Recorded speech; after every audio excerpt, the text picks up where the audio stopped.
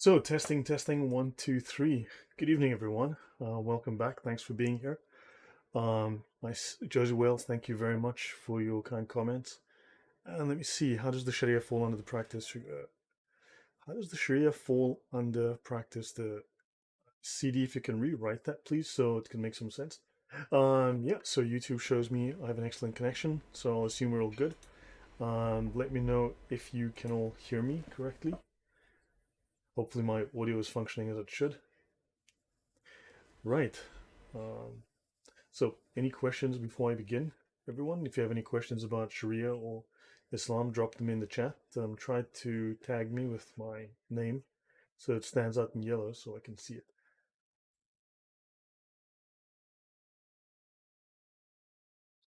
Eva, welcome. Good to see you. Okay, yeah, the delay should only be about 4 or 5 seconds, I think. Actually, let me see. 1001, 1002, 2.5 second delay. That's not bad.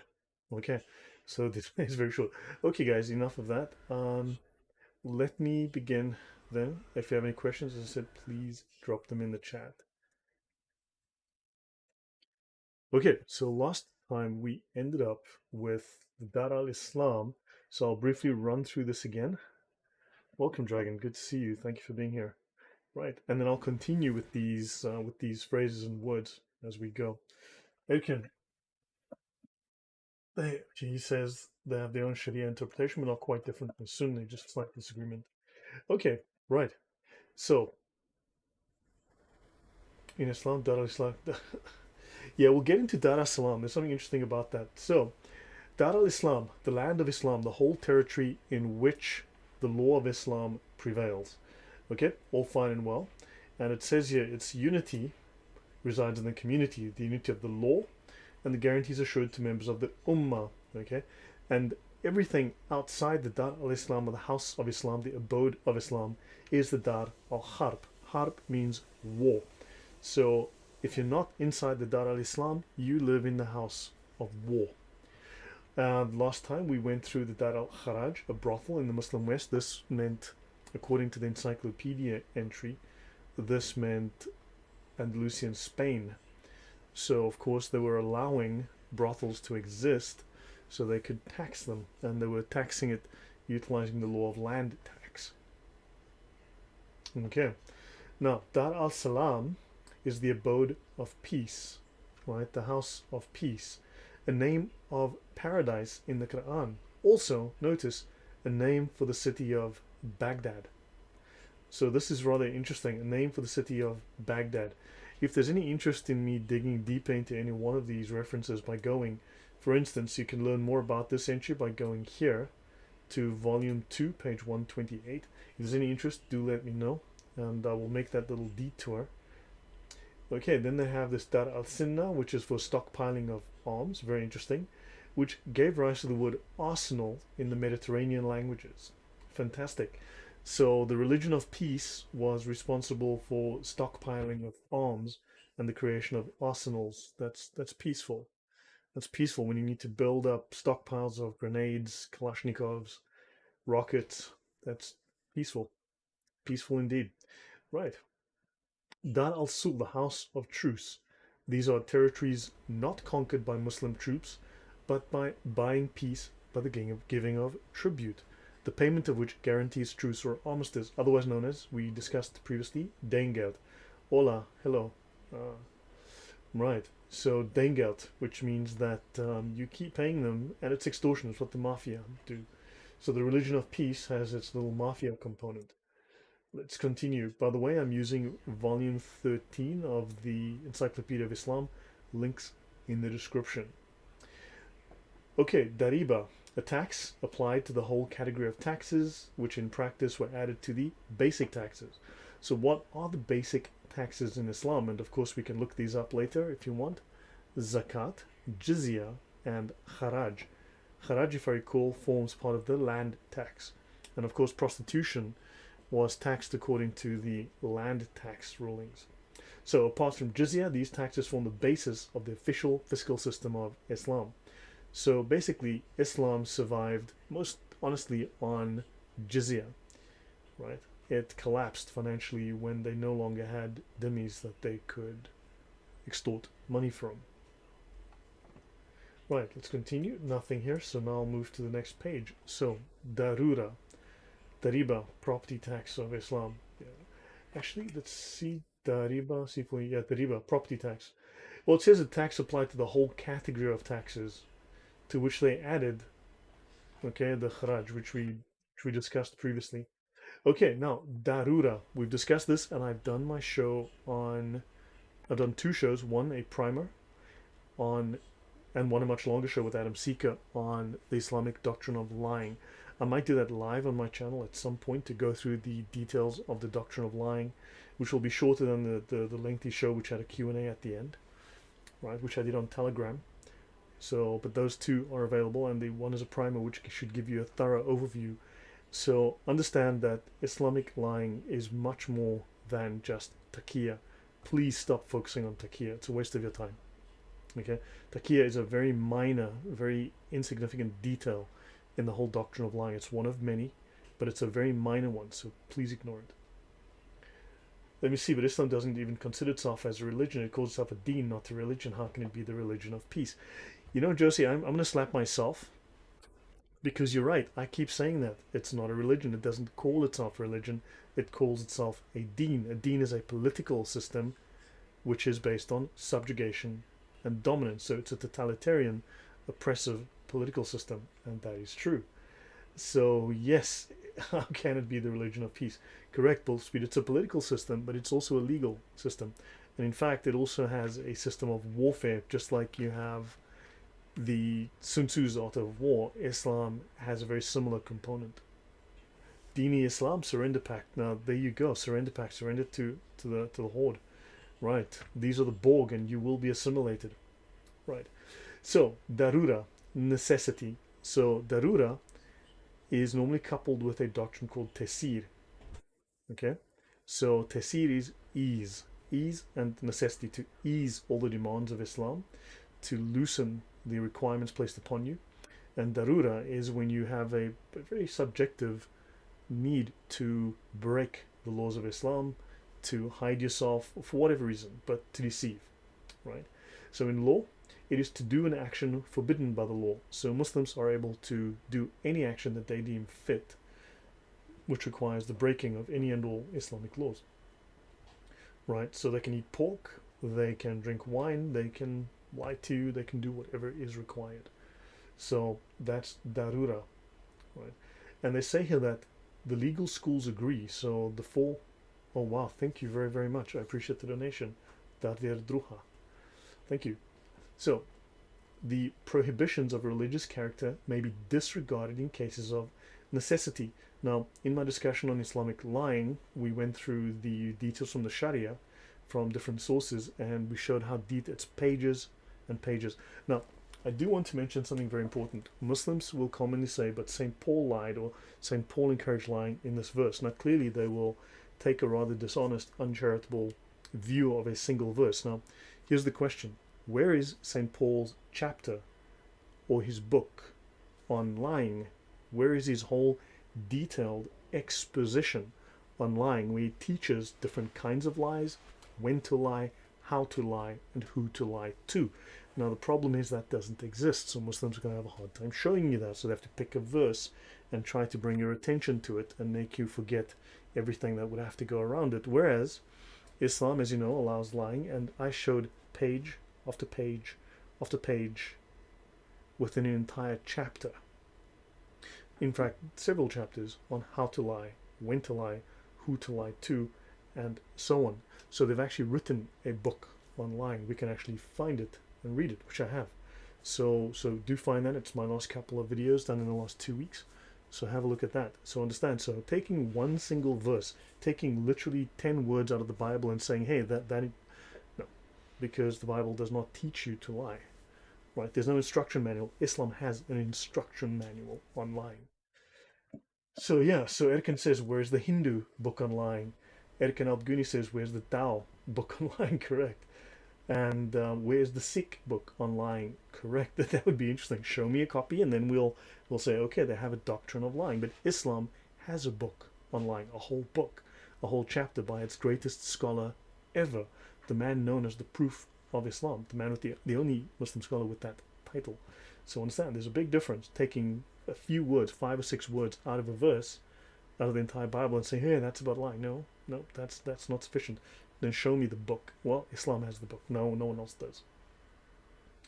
So let's see, have I missed any comments? It also reflects the Islamic expansion since its illegitimate birth. Yeah, good grief. Okay, now notice, okay, prohibitions of a religious character. Now remember, the religious and legal are the same, right?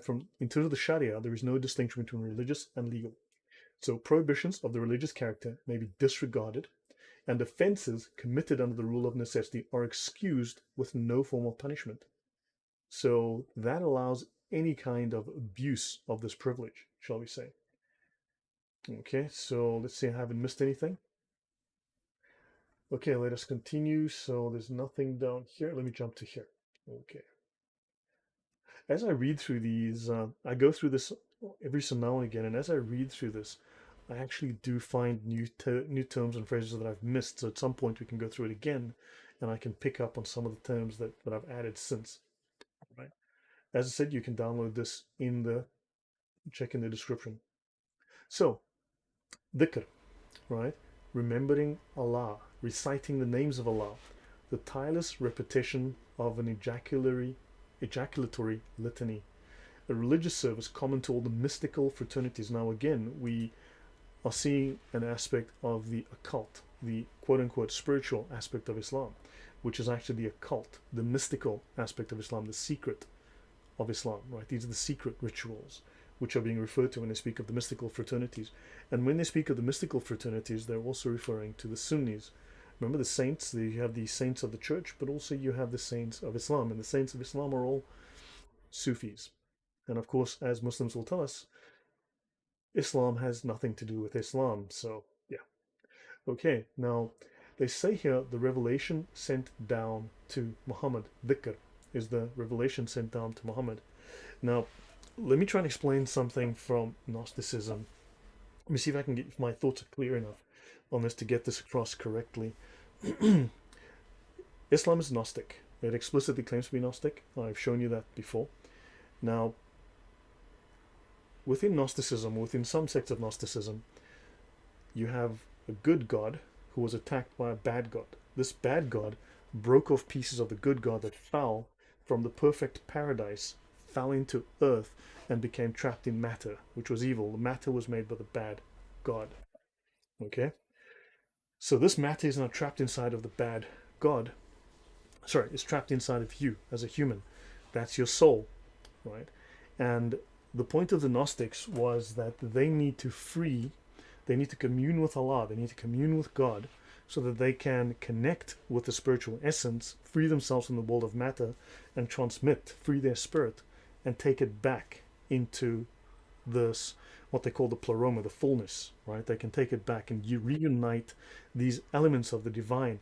That's why you'll see a lot of New Age people saying, but you are a God too, because technically you are a part of the original creator God, right? That soul, that essence, that spark within you is actually that holy divine essence of the monad, right?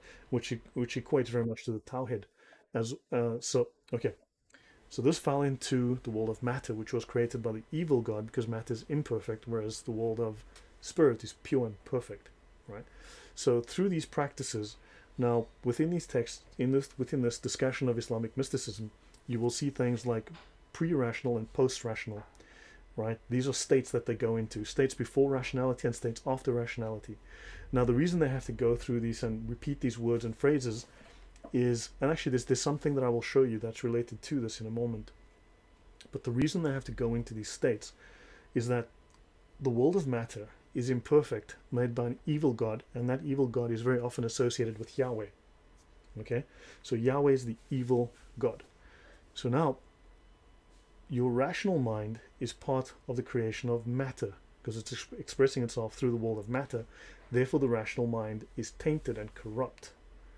So the only way to free yourself is to disassociate yourself from the rational mind, because the rational mind is evil. It is lying to you. It is wrong. It is the creation of the evil God Yahweh. So therefore you have to break free using these trances, using these mystical rituals to go into this world outside, this pre-rational and post-rational world through these chants and spells and other rituals, so that you then enter into the correct mind, which is now freed from the world of rationality, which is the world of evil. That's why everything is inverted. That's why everything is upside down.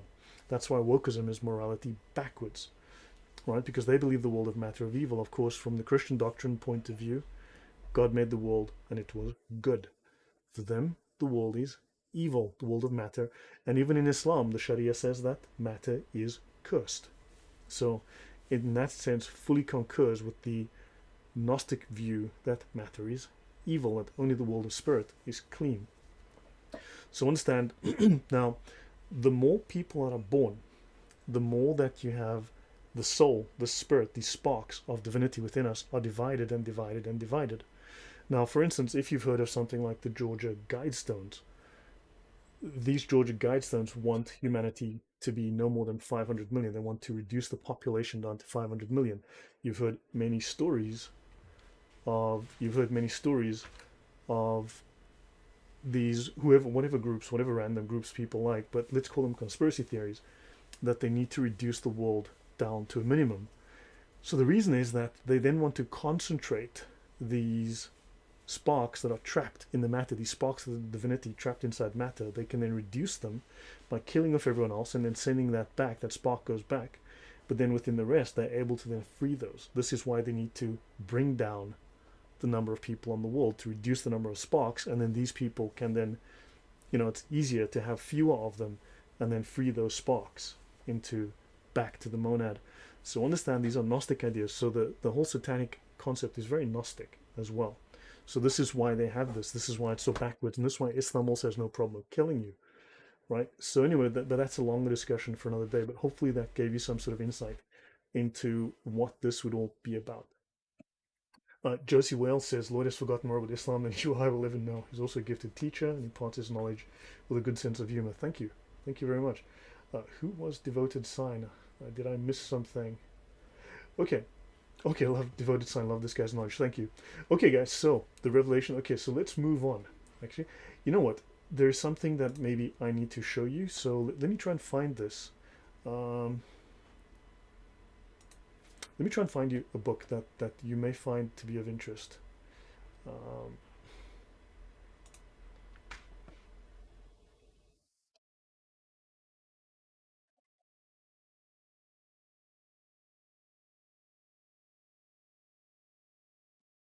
Okay. So tell you what. I'm probably gonna have some difficulty, but it might be worth looking this up. So let's have a quick look here. This is related to the Templar Knights, but let's ignore that for a moment. All right, let me just close that. You may or may not have heard of a man called Baron Rudolf von Sabottendorf, not his real name. Now, he was born 1875, died in 1945 under mysterious circumstances. People feel that he was killed by the Nazis, very likely to have been killed by the Nazis. Now, he was a Freemason and he was a practitioner of alchemy. Now, alchemy is something that we have to get into as well. That's something very interesting in terms of Islamic mysticism and Islamic occult practice. So in 1900, he moves to Turkey, where he meets the Jewish, now they say Jewish, Termudi family, who introduce him to Rosicrucianism, the Rosy Cross, and led to his initiation into a local Masonic lodge. Fine and well. Now they call this the local Jewish family. Now these are Jews. These are, if I recall, these should be Frankists, or these are no Sabbateans, right?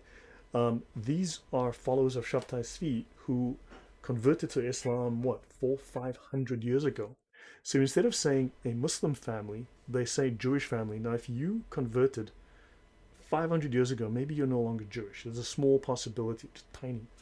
Okay, and they are Sufis. So he was introduced into a Muslim Sufi family. So understand that this is just a wonderful attempt to smear Jews again, and to, of course, Islam must not be blamed. So then he learns from them Sufism. He learns the occult aspects of Sufism. So in 1910, he founds a lodge of the Bektashi Sufi order in Constantinople. He returns to Germany, and in 1917, he founds the Thule Society, which is an occult organization that led to the German Workers' Party. So in 1918, the Thule Society, this occult Islamic Muslim society, becomes the German Workers' Party. socialists. And then in 1919, a man called Adolf Hitler joins the German Workers' Party, and he then changes its name to the Nazi Party. So just I need to do a long talk about this. I need to do a couple of hours just on this topic one day, but basically the Nazis come out of an occult Sufi Muslim Islamic society. Okay? Nazism is a direct link. It's a direct result of this occult Gnosticism based out of the Sufis. So then he eventually leaves the Thule Society because of its increasing political involvement. He flees to Turkey and then eventually he gets killed. But there's something on this that I need to. Um, no, there's something unrelated to that. And darn it, there's a book. Okay, let me try and find this.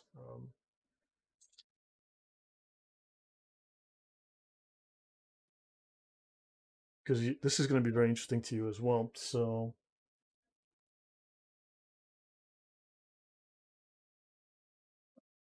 okay, so I'm going to bring up this book, Secret Practices of the Sufi Freemasons. Now, not everything that I want is going to be here, okay?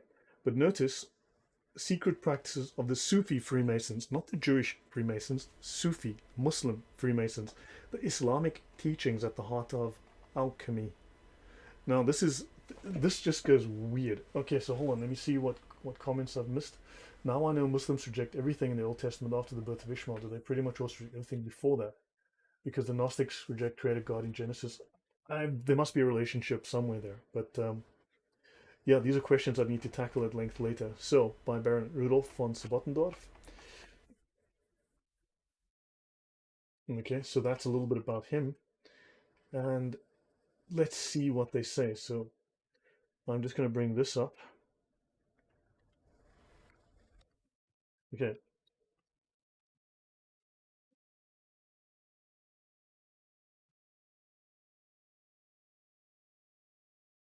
secret practices of the Sufi Freemasons. So, let's have a look here. This might be.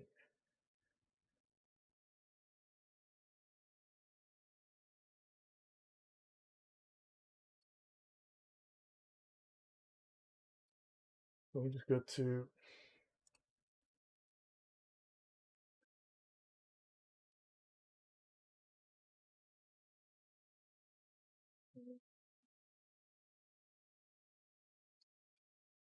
Looks like I'm going to have to use google.com. So, excuse the interruption. If I can find this, I keep meaning to do this.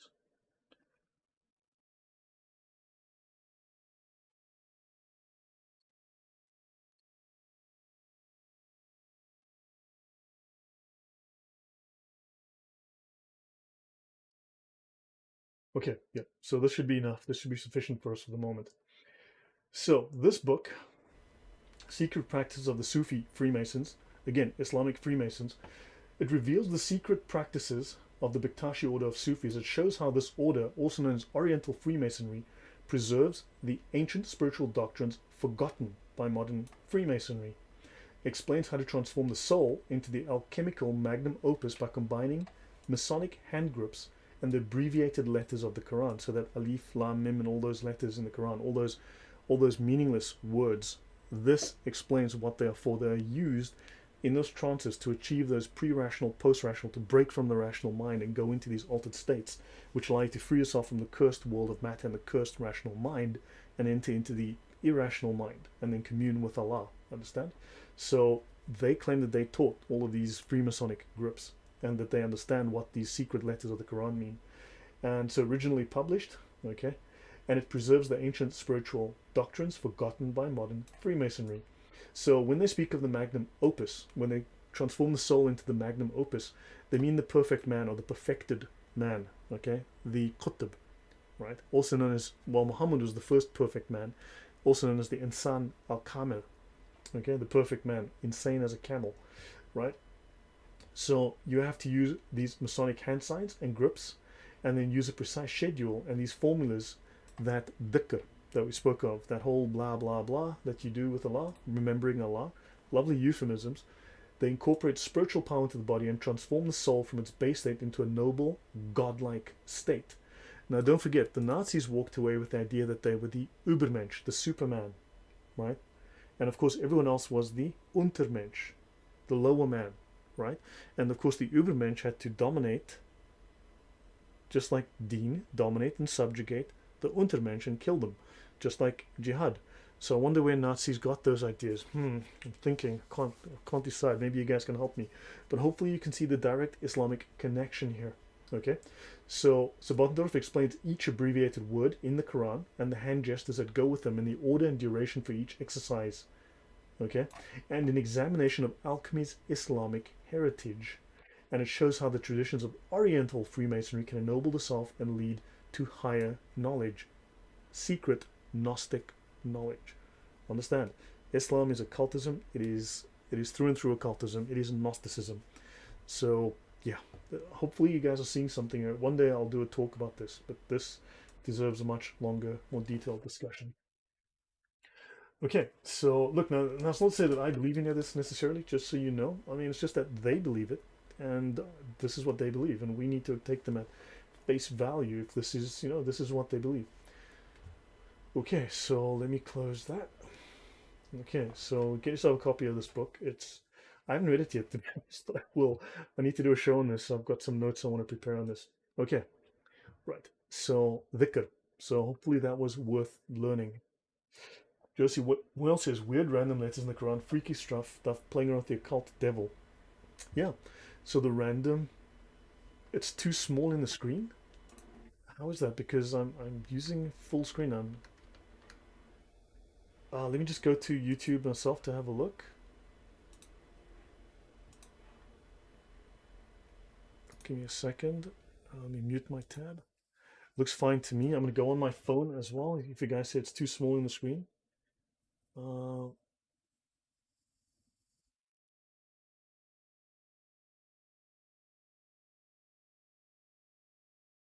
okay, so I'm on my phone. I can read this on my phone. It looks fine. Okay, guys. So it looks. I'm not sure what the issue is there, but it looks perfectly fine. And yeah, it's looking perfectly fine to me. YouTube must be messing around with me again.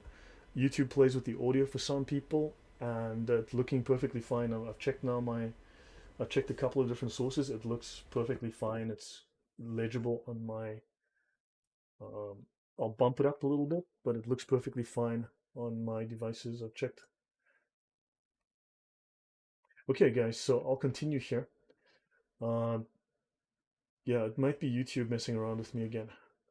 Okay, Dhimma. Now, this is an important word that we want to go through today. So, Dhimma, it's the term used to designate the sort of indefinitely renewed contract through which, so you are always under the contract of Dhimma, okay? Through which the Muslim community accords hospitality and quote unquote protection, the same way the mafia gives you protection. Deen XYZ welcome. To members of the other religions on conditions of their acknowledging the domination of Islam. And the people who are, quote unquote, the lovely euphemism, the beneficiaries are called the people of the Dhimma. Originally, only Jews and Christians were involved. Soon it became necessary to consider the Zoroastrians. And later, in Central Asia, other minor faiths not mentioned in the Quran. So perhaps what they're not stating here in this short summary is that this is how Islam funded itself. This is how it made money. And unfortunately, when you've killed off everyone else, the Jews and Christians weren't sufficient. And in Asia, there weren't many Christians or Jews that they could tax to basically to extort. Yes, Islamic extortion built for speed. So they needed to then stop killing, because remember the choice was convert, pay the jizya, or die, right? So Jews and Christians could pay the jizya, didn't have to convert, didn't have to die. But then eventually the others were given the choice convert or die. But now, since they needed the money, they couldn't kill them all. They didn't want to convert them because then suddenly who's going to pay the jizya?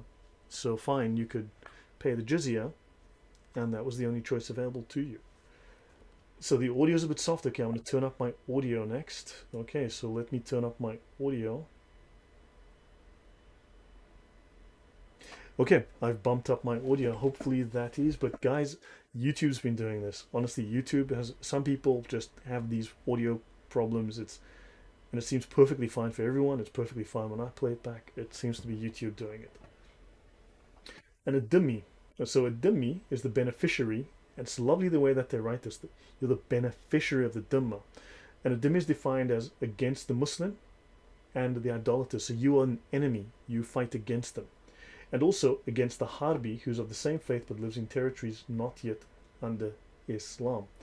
So the Harbi lives in territories not yet under Islam. So if you're either a dhimmi or you are a Harbi.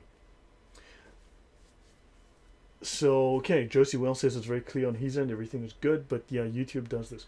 So understand, so you're either Harbi or a dhimmi. So let's have a quick look. Let's go here to the Hedaya. So let's discuss dhimmitude, right? So here we've got what's called the Institutes, Book 9 within the Hedaya, Volume 2. So let's go. Book 9 of the Hedaya. This is the main, the primary Sharia manual of the Hanafi school of fiqh, which is the largest in Islam. They speak of Sayyir, which means war. Now we know these as Sira, okay, the Gospels, biographies of Muhammad, but actually it originally meant war. So Sir is the plural of Sirat, which in its primitive sense signifies regulation in matters spiritual and temporal. Sir in the language of the law more especially applies to the institutes of the Prophet in his wars. So the Sirah is really the record of the warfare of Muhammad. They speak of the manner of waging war, of how Muslims must make war, plunder and the division thereof, and the conquest of infidels. Okay, because it's religion of peace. That's why they divide plunder. Now pirates plunder ships. Pirates plunder towns. Okay, the Vikings plundered people after they burned the town and raped the women, kidnapped the children. They would plunder towns. Now Islam speaks of plunder, which is, as I said, something that, yeah, orcs, Vikings and pirates do. So I have no idea why Islam has to speak of plunder when it's the religion of peace. As we know, it's the religion of warm peace, okay? And then usually in our terms, once we have that peace, we flush. But maybe they mean it in a different way, but that's how I see it. So they speak of the laws concerning the Muslims, of tithe and tribute, and of jizyat or capitation tax, and the laws concerning apostates and rebels. So let's have a look briefly then. So war must be carried on against the infidels at all times by some party of the Muslims. So war must be carried on by a group of Muslims at all times. War can never go away. And it says here in the opening, the introduction, the sacred injunction concerning war is sufficiently observed when it is carried on by any one party or tribe of Muslims. It is then no longer of any force with respect to the rest. It is established as a divine ordinance by the word of Allah, who said in the Quran, slay the infidels. And also by saying of Muhammad, war is permanently, not temporarily, permanently established until the day of judgment, meaning the ordinance respecting war. And war is commanded for the purpose of advancing Islam, which is the true faith. And it says here, meaning jihad fard, or ordained war, to be waged against infidels, termed the holy war. Okay, termed the holy war. Okay, that's all fine and well. And it says here, Muslims making war. So if some Muslims make war, it is no longer binding upon the rest. And if no Muslims were to make war, the whole of the Muslims would incur the criminality of neglecting it. So it is criminal. It is a criminal act for Muslims not to make war, or their souls are damned. Allah will damn them. Okay, all fine and well. That's all very fancy. Let me just go up here, because now it says here, the destruction of the sword is incurred by infidels, even though they are not the first aggressors, as appears from various passages in the sacred writings which are received to this effect. And it states here very bluntly, infidels may be attacked without provocation. Bill Shepherd, thank you very much. Much appreciated. So, infidels may be attacked without provocation. So, because Islam is a religion of peace, okay? The kind of peace where you flush afterwards, as I was saying. Now, notice they mention here qatal, meaning war in its operation, such as fighting and slaying. So they don't mean jihad as in struggle to eat more salads, right? They mean here fighting and slaying. Josie Wales says President Jackson declared war on the Barbary pirates, who was paying 20% of American tax to pay the Barbary pirates to not attack American ships. Exactly. And the Barbary pirates were Muslims. So yeah, I wonder where they got that idea. Can't think. Where did the Nazis get their ideas? Phew, hard to tell. Religion of peace is fabricated war cult. Exactly, XYZ. So understand it's a military. So understand Islam has a military component to go along with its legal and its political component, right? So let's continue here. So we've seen this. I don't want to spend too much time on the manner of waging war. I'm going to jump to the section on jizya, okay, because that's what we're discussing. I could spend the whole day on this. So, okay, let's go to the chapter 8 of jizya, or capitation tax, and do a quick run through of this. So that's the page I'm looking at here. Okay, jizyat, or capitation tax, is of two kinds. Okay, Justinian was forced to pay the Saracens for peace. Yes, the Dengelt that we mentioned earlier, right? Remember, we just discussed that a few minutes ago.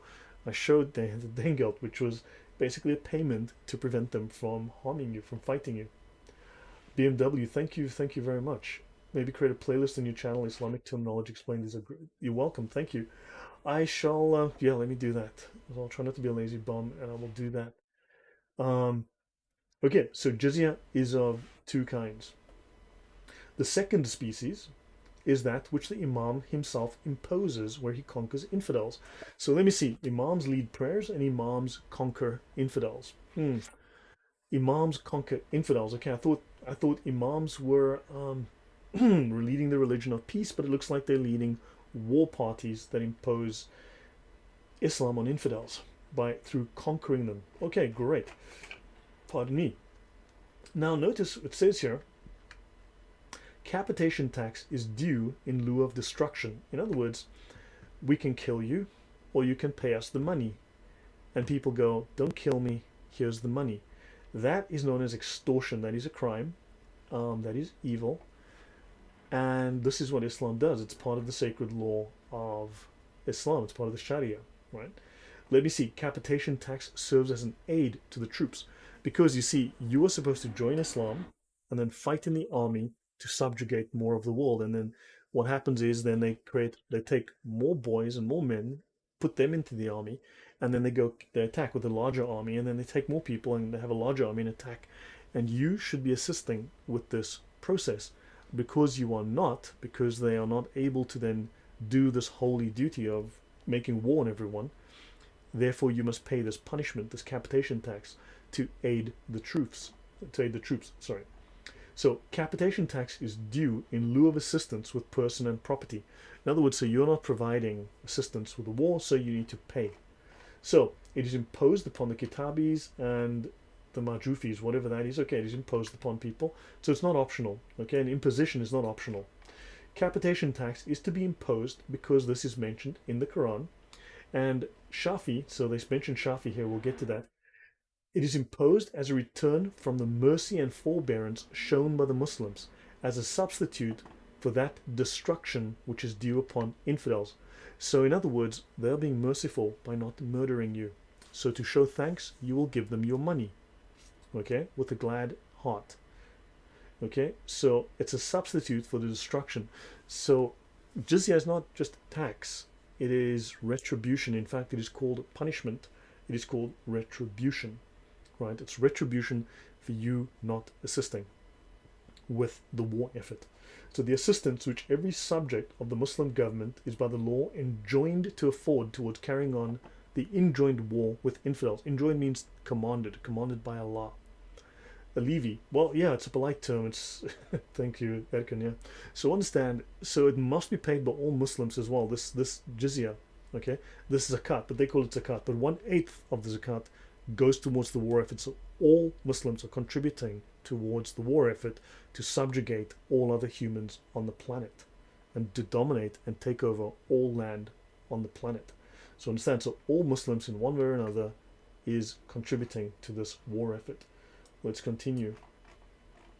Shafi argues that destruction is incurred by all infidels. So Imam Shafi of the Shafi school of jurisprudence, or fiqh, argued that destruction, in other words death, all of you deserve death for not being a Muslim.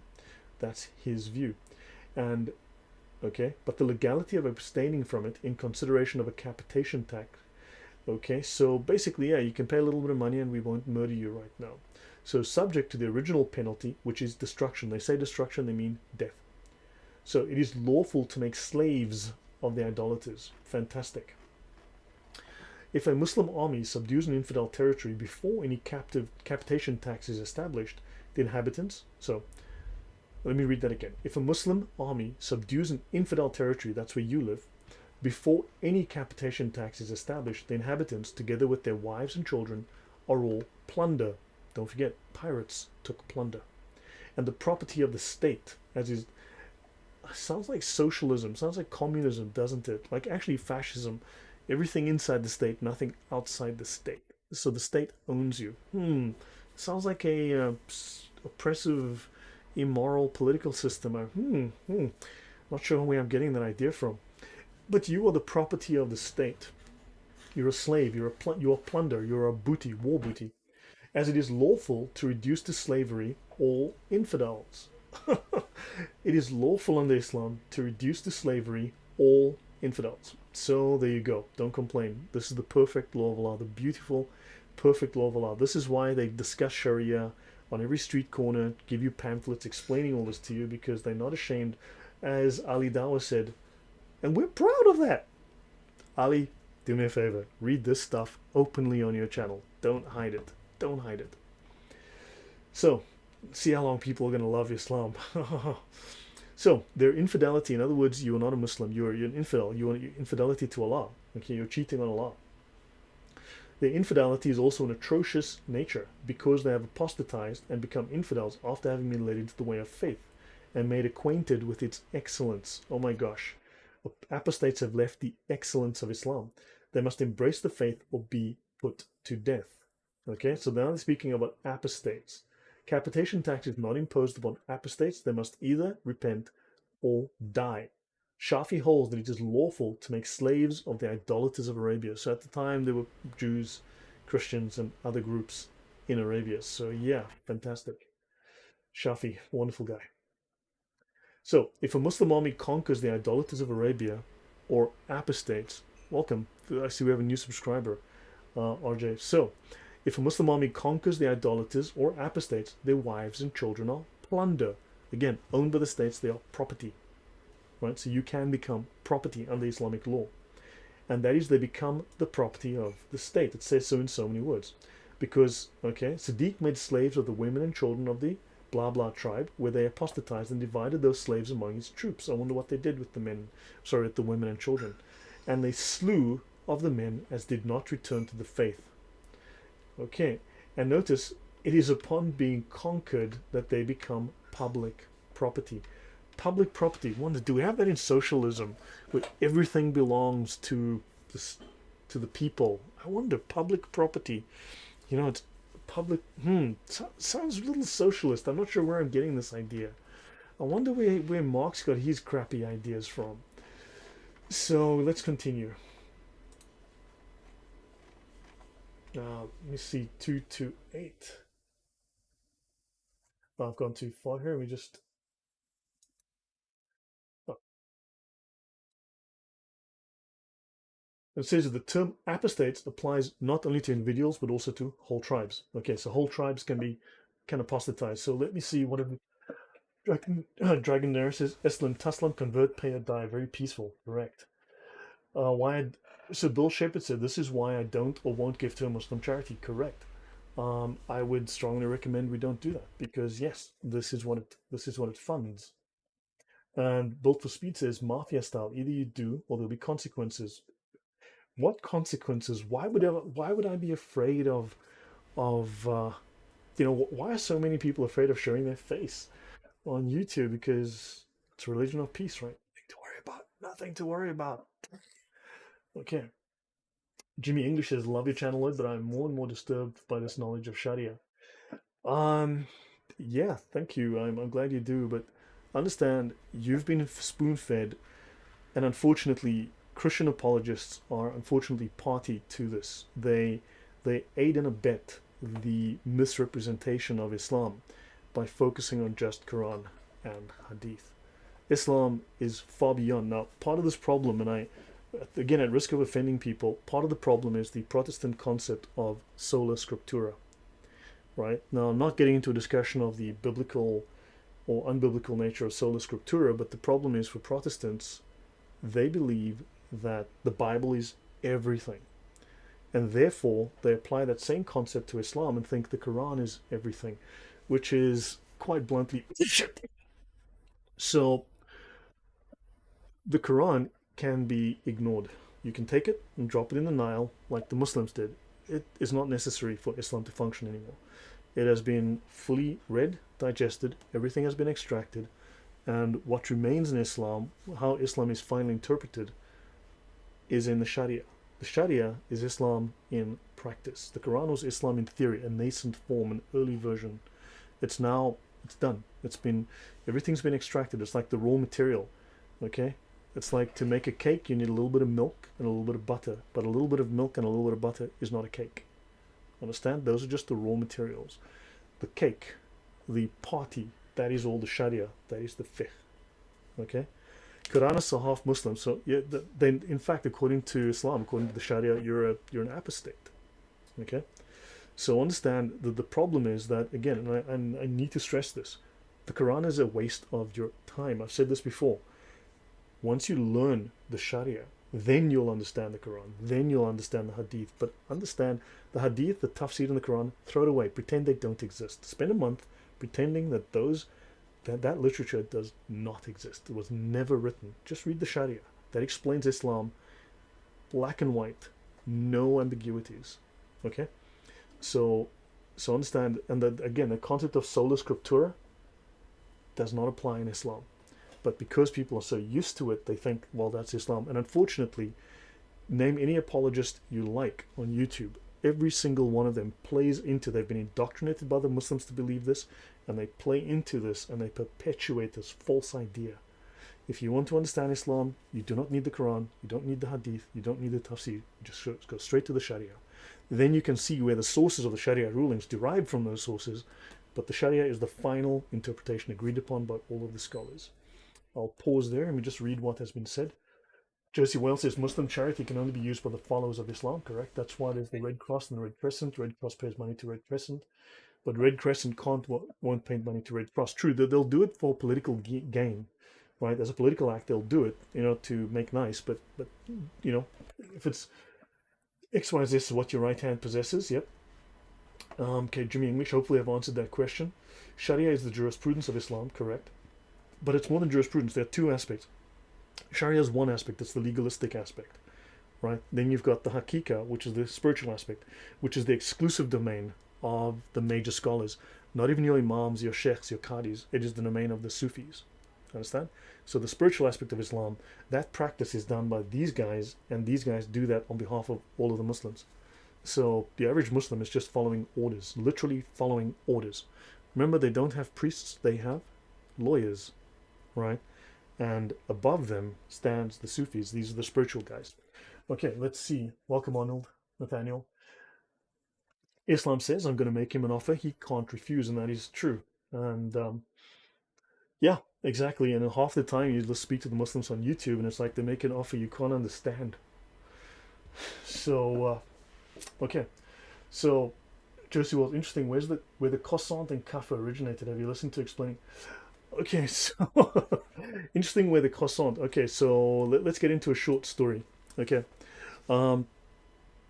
the okay, well, let me try and tell the story.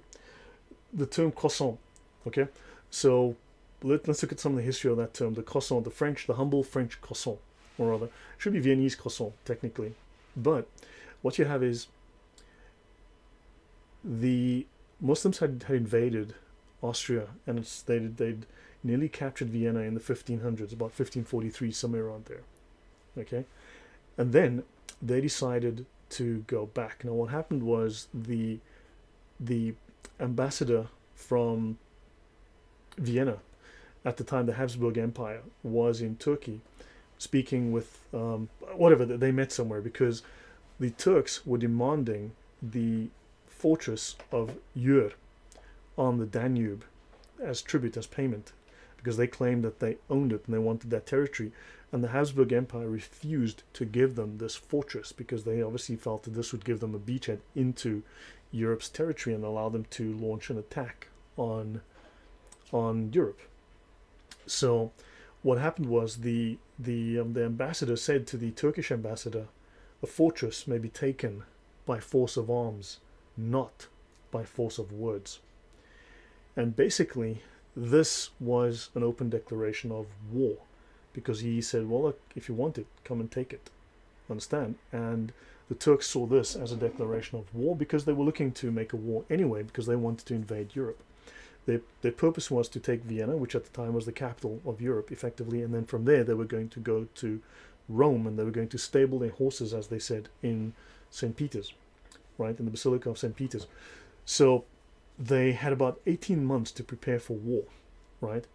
So eventually the Islamic army, the largest Islamic army to ever invade Europe, about 300,000 people, about 240,000 active troops, and then support people and so on, invaded into Europe, right?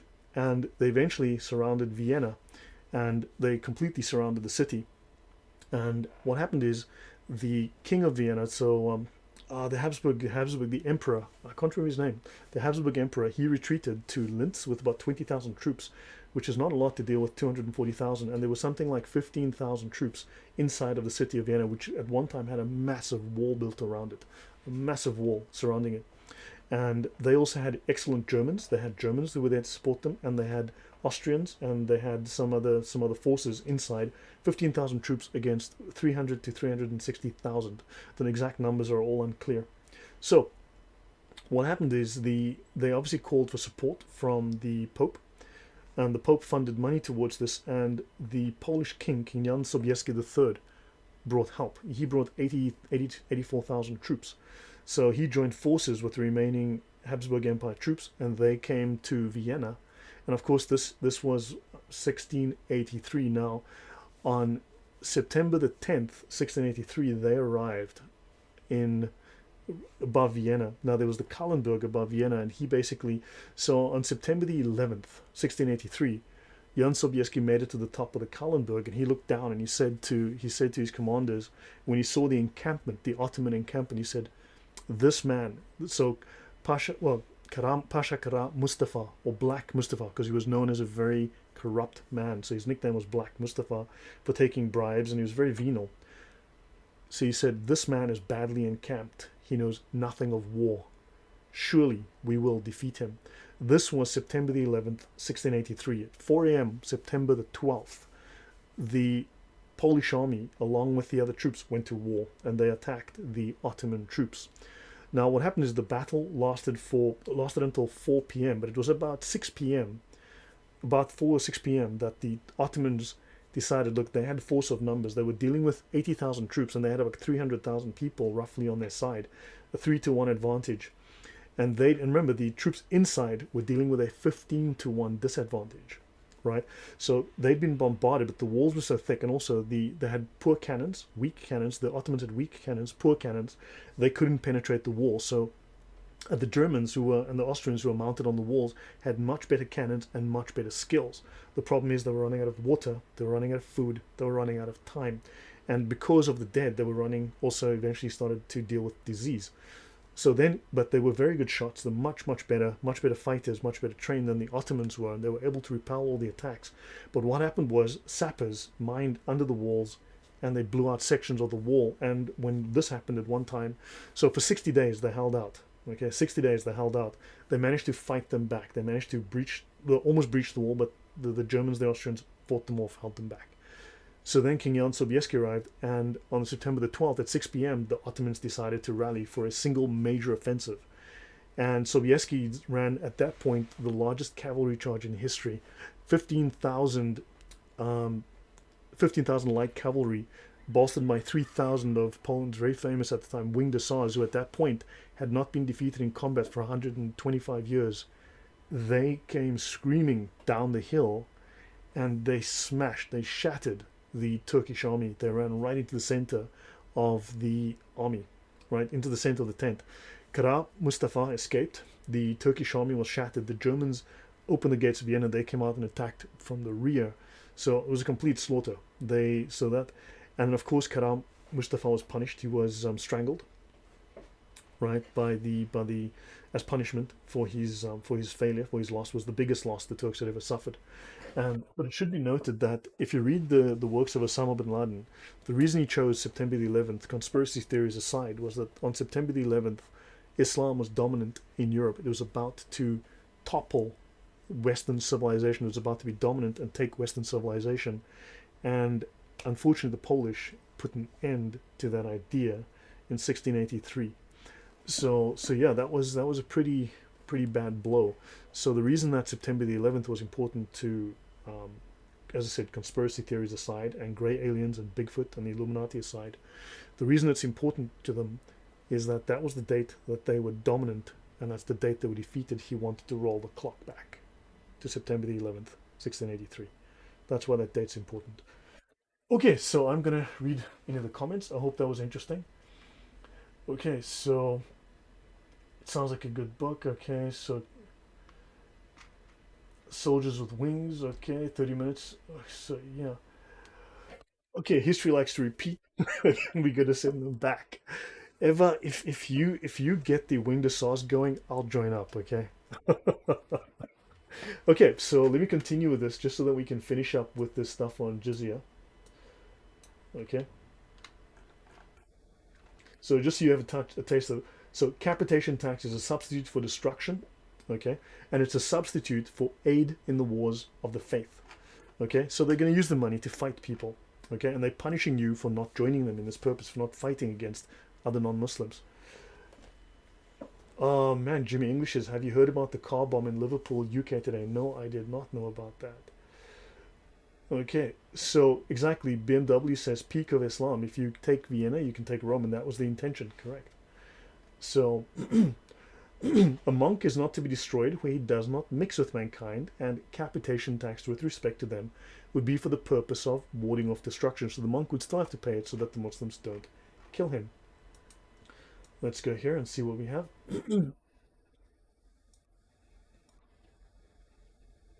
Capitation tax is a species, or jizya, is a species of punishment.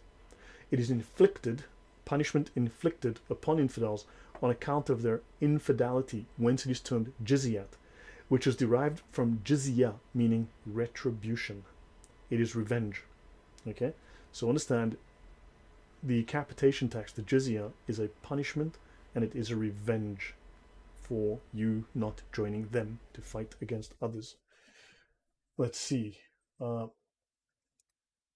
Theva says, God, honor, motherland. Excellent stuff. We will, yeah, one day we'll get together and we'll raise a toast and we will say those words. Okay? So, and Sunny Sleep says, against the Hindus, they would agree not to attack at night and then attack at night. Of course, of course.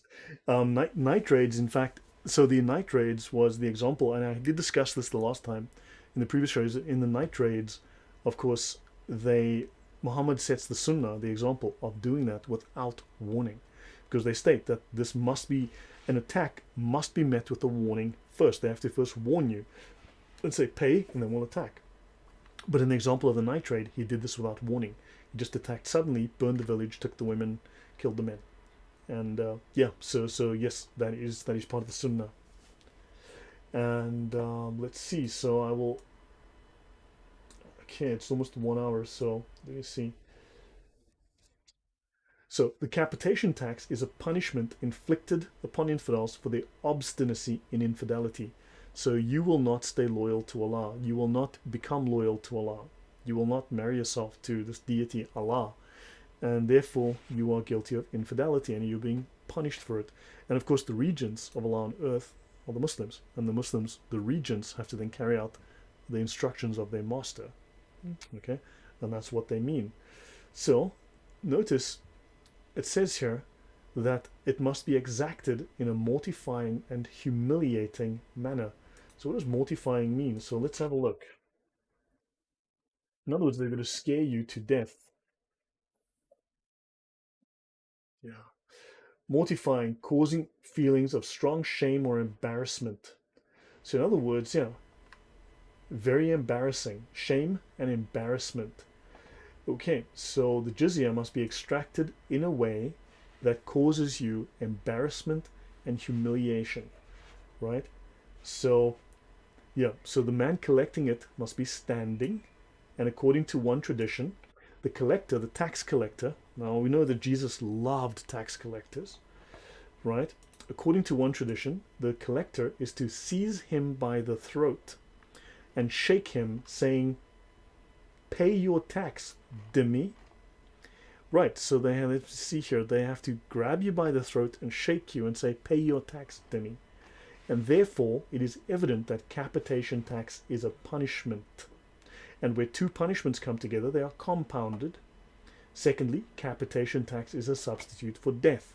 It is a substitute for the death of infidels who are liable to be put to death only in the future. In other words, you are delaying your death. Okay, Edkin says mortify, embarrass as if killing. Okay, Jimmy English, yes, looks like a cab pulled up at the hospital with a bomb. One dead so far. Good gosh. Yeah, good grief. Yeah. Yeah. Okay, so there you go. That's jihad for you. Right? Let's have a look and see what they say here. The construction of churches or synagogues in the Muslim territory is unlawful, this being forbidden. So yeah, you cannot construct those. That's illegal. That's not allowed. Dhimmis should not be permitted to celebrate the tokens of infidelity. Therefore, you cannot celebrate your religious services in public. Okay?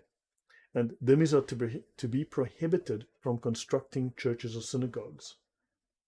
Excellent. So in other words, yeah, you cannot gloat supposedly about the fact that you're not a Muslim and belong to a different religion. So in the territory of Arabia, dhimmis are prohibited from constructing churches or synagogues in cities or villages because the Prophet has said two religions cannot be professed together in the peninsula of Arabia. So it behoves the Imam to make a distinction between Muslims and dhimmis in point of dress and equipage. Dress and, of course, the things that you carry, the things you have with you, your possessions. It is therefore not allowable for dhimmis to ride upon horses or to use armor, or use the same saddles and wear the same garments or headdresses as Muslims, right? Or nor can you wear the kiftage openly. The kiftage is a wooden cord or belt which the zimmis wear around, blah, blah, blah. If they ride upon any animal, like the panniers of an ass, okay, so in other words, they want you to wear, like, also, if you're riding an ass, you have to wear like a wooden saddle. They speak of that because you have to be uncomfortable. Muslims are to be held in honor, contrary to dhimmis who are not to be held in honor. Whence it is that they are not called saluted first. In other words, they must not greet you first. You must greet them first. And if there were no outward signs to distinguish Muslims from dhimmis, these might be treated with the same respect, which is not allowed. That's why you must wear the Star of David sewn onto your jacket so that we can see who you are. I wonder where the Nazis got that idea. Can't tell. Can't think. If you guys can think of anyone, just let me know. So, understand, therefore you must distinguish the dhimmis from the Muslims so that you do not accidentally treat the dhimmi with any respect. I guess I'll pause there. Hopefully that was instructive and enlightening. And could it be that, okay, you asked, could it be that Islam is broken into political, religious, and legal, political, legal, and I think you deleted the comment, but so Islam has a legal component, a political component. What we would call the religious, what we know of Islam, is actually their political, religious, legal, political, legal component. We as non-Muslims are not exposed to, and in fact, lay Muslims are not either. Lay Muslims and non-Muslims like us, we are not exposed to the spiritual / religious component of Islam. That is purely for the main scholars, the high-level scholars, the Sufis, basically. That is purely reserved to them, though those practices are purely for them to do. It's not for us to know. It's not for anyone else to know. So lay Muslims like us are exposed to the legal aspects of Islam, the regulatory, the law, the civil law. That's all we see. Okay, those are not religious practices. Those are injunctions, legal injunctions imposed. So you just follow orders, and this is all that is required. This is what is required for ihsan, or the perfection of faith. It's just, these are the orders, do these. Pray 5 times a day, keep your mouth shut, and so on. That's basically it. Historical Christianity. Which point was a great point? Do let me know. Let me see if I've missed anything.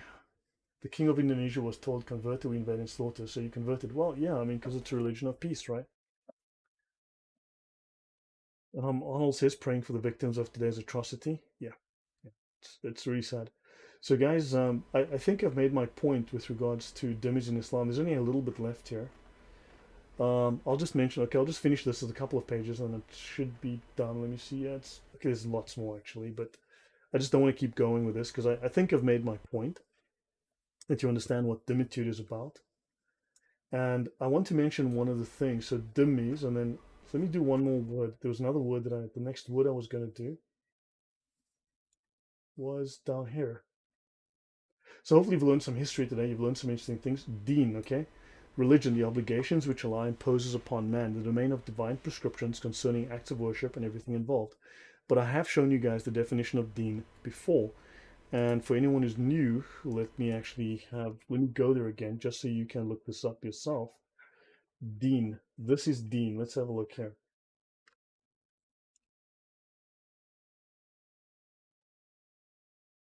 Deen. There are four meanings in deen.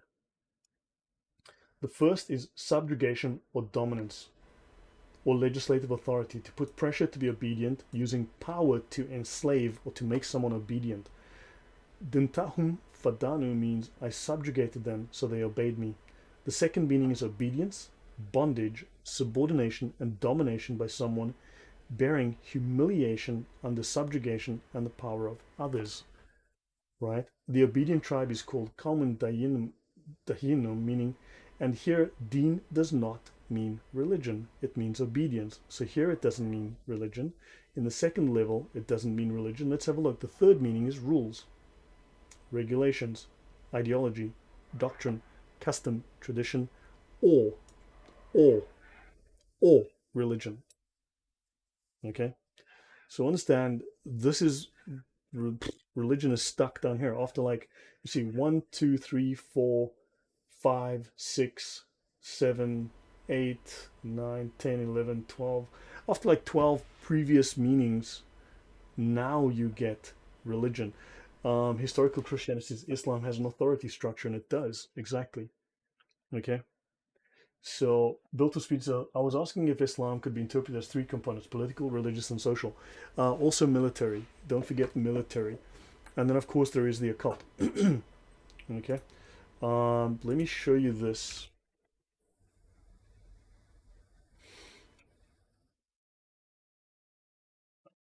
So the word occult occurs in Hamas. Now, if you go through the Hamas charter, okay, if you go through the Hamas charter, right, which is, so it says Hamas, okay, you know there's two ruling authorities in Palestine. You have Hamas and the Palestinian Authority. But let's look at Hamas for a second.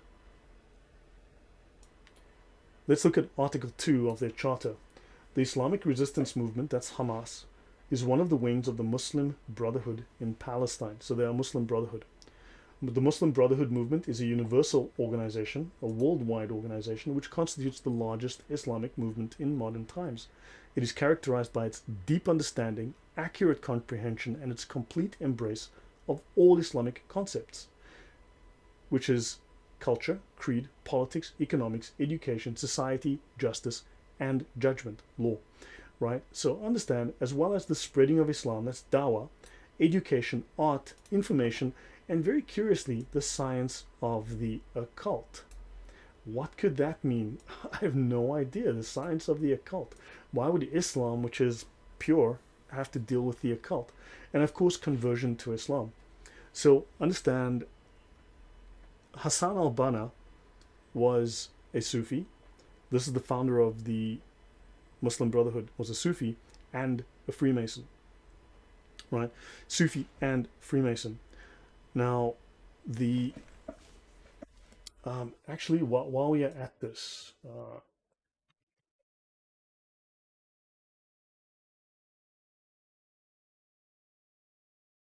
okay, since we're here, okay, so let's have a look at this. This is the book, The Sufis, by Idris Shah. Okay, now let's have a look. He says in his book, The Sufis are an ancient spiritual Freemasonry. He says, indeed, Freemasonry itself began as a Sufi society. It first reached England in the reign of King Athelstan, 924 to 939. Now, understand this is irrelevant. It's just a time marker to give you an approximate date. I know someone who focused and harped on this as if it was important. Like, it's irrelevant. It's just to give you a rough idea. And it was introduced into Scotland, disguised as a craft guild at the beginning of the 14th century, doubtless by the Knights Templar. So Freemasonry comes out of the Sufis. The Sufis took it to England and then introduced it into Scotland, disguised as a craft guild by the Knights Templar. So there's plenty of claims like this. When you start to look, you'll start to find claims of this nature. Josie Wales says, the deeper I delve into the Islamic ideology, the more horrific and diabolical it proves itself to be. Oh, dude, you're just getting started. Yeah. So understand, the Sufis claim to be the founders of Freemasonry, of Western Freemasonry, because they claim to be the original Freemasons. Now, of course, you know there's a higher level of Freemason called a Shriner. The Shriners are overtly, openly Islamic, right? The Shriners, the level above. So to become a Shriner, you first have to become a high-level Freemason, and then you can qualify. So not all Freemasons are Shriners, but all Shriners are Freemasons. Okay? So understand, the Sufis make the claim that they are the original. I've just shown you two sources that both state that they are the original Freemasons. And of course, with regards to the Knights Templar, now look, the standard narrative, everyone loves the standard narrative, and everyone loves the story of the Knights Templar as the shining, faultless heroes who can do no wrong and walk on water. But do understand that after the wars, right, after the Crusades ended, the Templars pretty much didn't have a lot to do. Okay, I mean, I'm just going to, don't quote me on this, I'm just going to give you a rough overview. The Templars had a lot of money, and they started to utilize that money. They became like the bankers of the day. Just like people hate the Rothschilds of today, the Templars back then were the Rothschilds of the day. Okay?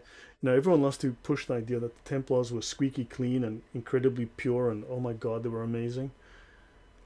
Go through the history. First of all, everyone claims that the Catholic Church punished the Templars because they wanted the Templars' money. Now, we can discuss that at another time, right? However, the Templars had a long history for at least a century prior to them being attacked. In fact, it's crazy that they weren't disbanded sooner, because the idea of disbanding them had come up long before, because the Templars were... Okay, the scholars of history are not unanimous by any means whatsoever that the Templars are innocent of whatever crimes they were accused of. There is no consensus on that fact. The Templars were, for more than a century, accused of collaboration with Muslims. They were accused of collaborating with the enemy. In fact, if you look at one of the greatest enemies of Islam, if you look at Salahuddin, he joined the Templars. Okay? They started to accept Muslims into the order. They are accused of becoming Sufis. Right? So understand, the Templars had developed a very bad reputation and were by many disliked long before. And there was a taint, an air of them being traitors long before they were taken down. It was just a matter of time, right? So they everyone loves to push the idea that the Catholic Church bad because that suits the propaganda against the Catholic Church, and the Templars good.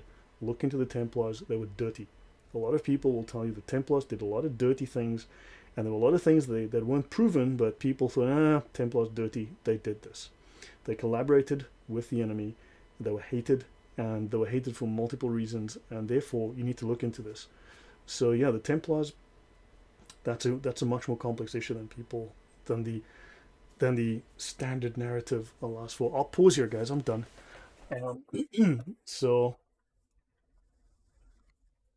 This is from the book itself, and oh, by the way, let me read this. This is one last thing that would be very interesting to you.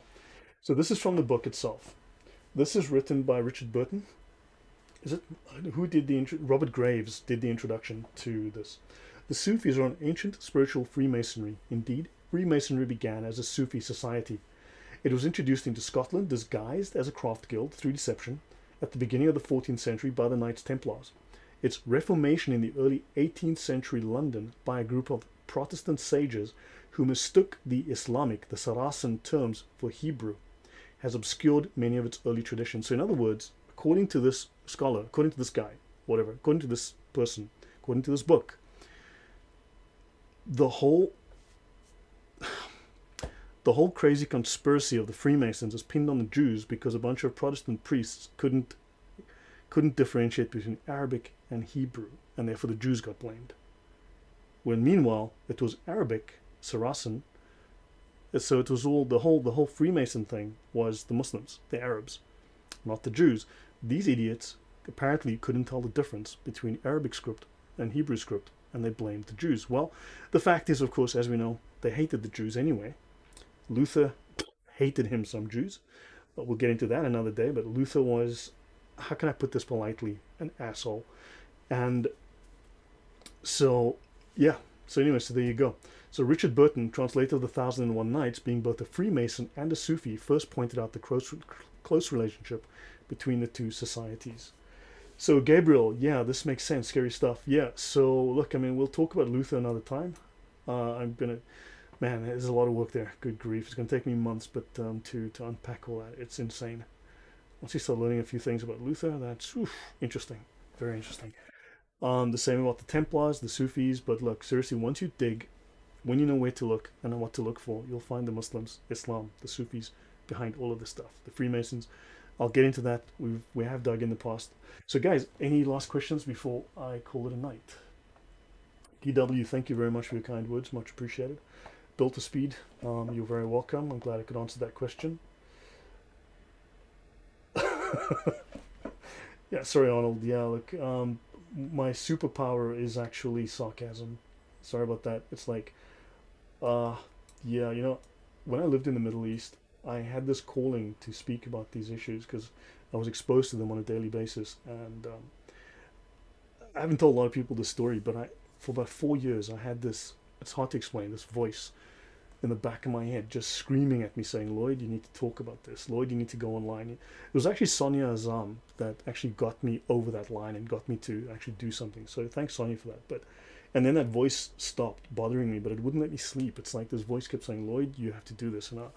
And I recall like saying, look, I'm not sure I'm the best guy to do this because I tend to say what I think, and I don't always I'm not always as well spoken and as academic as as some people could be. And yeah, so that was my little conversation with God, right? And I said, look, I mean, we're gonna have to do this sarcasm and all, and so that's that.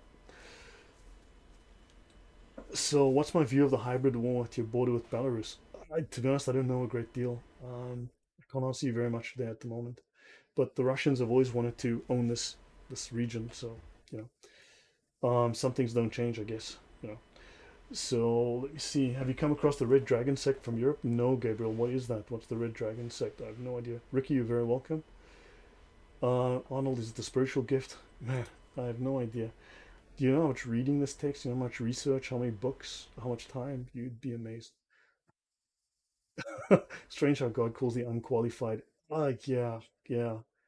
Um, Look, the one difference is I didn't operate as an academic. I mean, I used to work in close protection. My job was to make sure that person A didn't kill person B, and I was the guy in the middle.